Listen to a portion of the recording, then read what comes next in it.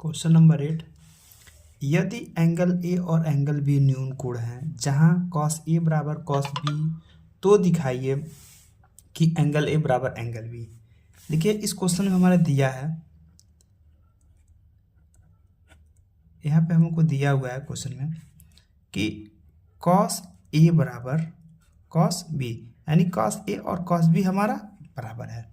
अब देखिए हम यहाँ लिखते हैं, अगर कॉस थीटा बराबर, तो कॉस थीटा बराबर होता क्या है, आधार बटे कॉट।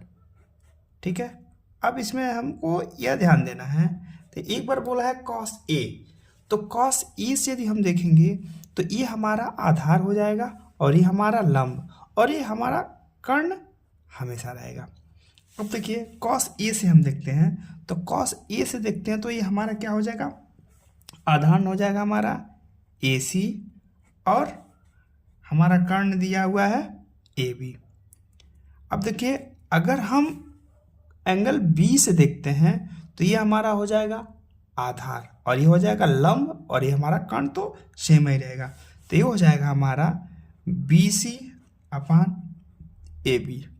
देखिए जब ये बराबर है तो हम दो नीचे से नीचे क्या सकते हैं, इसको काट सकते हैं हम, यानी कि हम लिख सकते हैं A C is equal to B C, यानी हम ये लिख सकते हैं एंगल ए बराबर एंगल बी।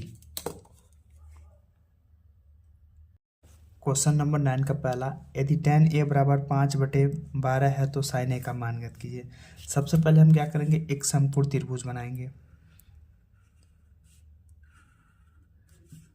जिसमें हमारा angle A B C.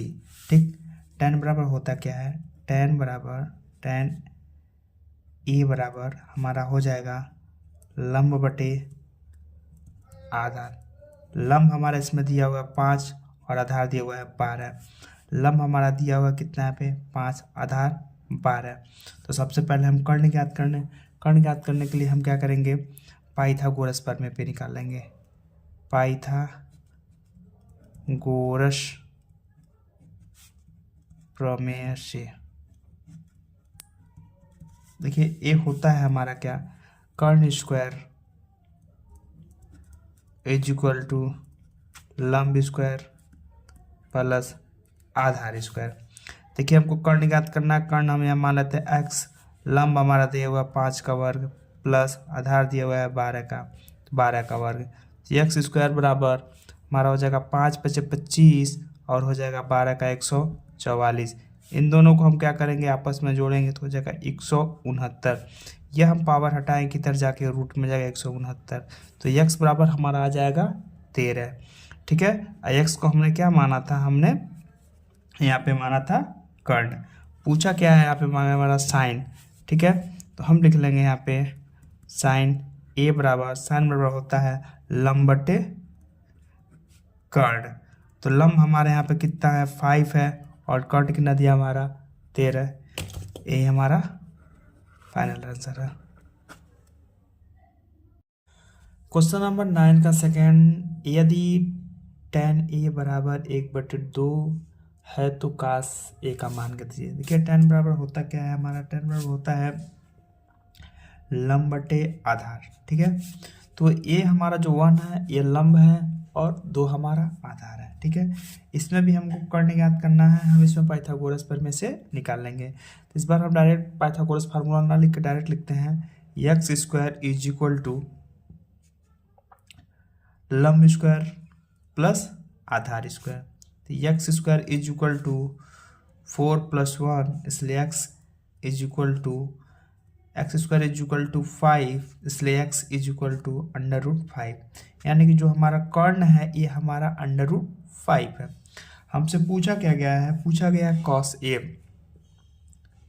Cos A बराबर होता क्या है, होता है आधार बटे कर्ण। आधार जो हमारा इसमें दिया हुआ है वह 2 है और कर्ण हमारा दिया है √5। ये हमारा फाइनल आंसर है। क्वेश्चन नंबर 9 का तीसरा क्वेश्चन है, यदि tan a बराबर 1 है तो sec a का मान कीजिए। तो tan बराबर होता क्या है, हमारा tan बराबर होता है लंब बटे आधार। देखिए यहाँ पे लंब हमारा 1 है, बस आधार नहीं पता है तो हम इसको भी 1 मान लेंगे, ठीक है। तो tan बराबर होता है लंब बटे आधार। यहाँ पे हमको भी कर्ण ज्ञात करना है। सेम इसमें भी हम क्या करते हैं, डायरेक्ट करते हैं, X square is equal to लंब स्क्वायर प्लस आधार square. X square is equal to हो जाएगा हमारा 1 + 1, इसलिए x इज इक्वल टू, हम इसको जब जोड़ के इसको पावर हटाने पे ये √, हो गया, यानी कर्ण की वैल्यू आ गई हमारा √2। हमको ज्ञात करना है सेक, ठीक। सेक ए बराबर होता क्या, ये होता है कर्ण बटे आधार, ठीक है। अब देखिए यहाँ पे हमारा जो कर्ण है वह हमारा दिया √2 और आधार हमारा दिया है 1। यही हमारा फाइनल आंसर है।